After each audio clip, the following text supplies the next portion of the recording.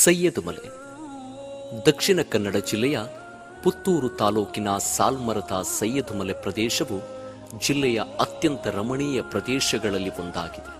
ಈ ಸ್ಥಳವು ಶೈಕ್ಷಣಿಕ, ಸಾಮಾಜಿಕ ಮತ್ತು ಧಾರ್ಮಿಕ ಕ್ಷೇತ್ರದಲ್ಲಿ ಬೃಹತ್ ಸೇವೆ ಮತ್ತು ಕೊಡುಗೆಯನ್ನು ನೀಡುತ್ತಿದೆ.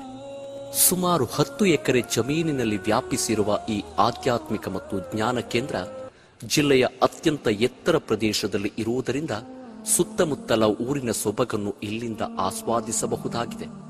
ಈ ಪ್ರದೇಶದಲ್ಲಿ ಸೈಯದ್ ಮಲೆ ಜುಮಾ ಮಸ್ಜಿದ್, ಸೈಯದ್ ಮಲೆ ದರ್ಗಾ ಶರೀಫ್, ಮಿಸ್ಬಾಹುಲ್ ಹುದಾ ಮದ್ರಸಾ, ಅನ್ಸಾರುದ್ದೀನ್ ಯತೀಮ್ ಖಾನ, ಕಬರಸ್ಥಾನ ಕಾರ್ಯಾಚರಿಸುತ್ತಿದೆ. ಪಕ್ಕದಲ್ಲಿ ಅನ್ಸಾರುದ್ದೀನ್ ಸಮೂಹ